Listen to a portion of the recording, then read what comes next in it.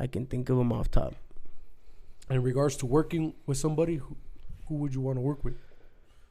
That you haven't worked with. That I haven't worked with? Any. I think... black or brown?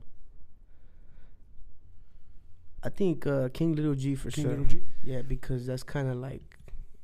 It's gonna happen. Have you met... Well, I think you met him, right? You've met him before? I've met him when I was younger, before I even started making music. Oh, that's okay. the crazy thing. Because I did see a picture of you with him. Yeah, I met him before I even knew I was gonna be making music, but I hadn't met him since, but I've been in talks, like communications with him. Oh, nice.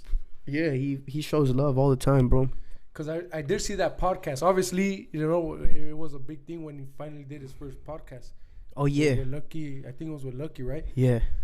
And I remember he was saying throw rappers out there on the, so I could work with them. Throw rappers out there.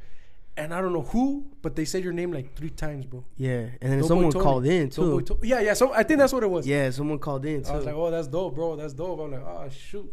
That's crazy. Because, I think that's what it was. Someone called in. Yeah, I'm pretty sure someone called in too. And then people were banging my line like, hey, fool, hop on the live.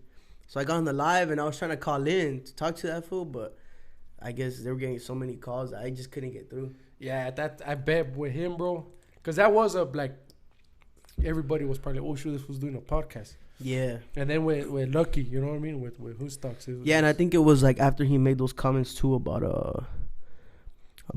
Conejo and Little Rob, they're not being the kings of Chicano rap or some shit like that. Or he said he was a king of Chicano rap. Yeah. Yeah, so it was like a big interview, so fools were tapping in big time.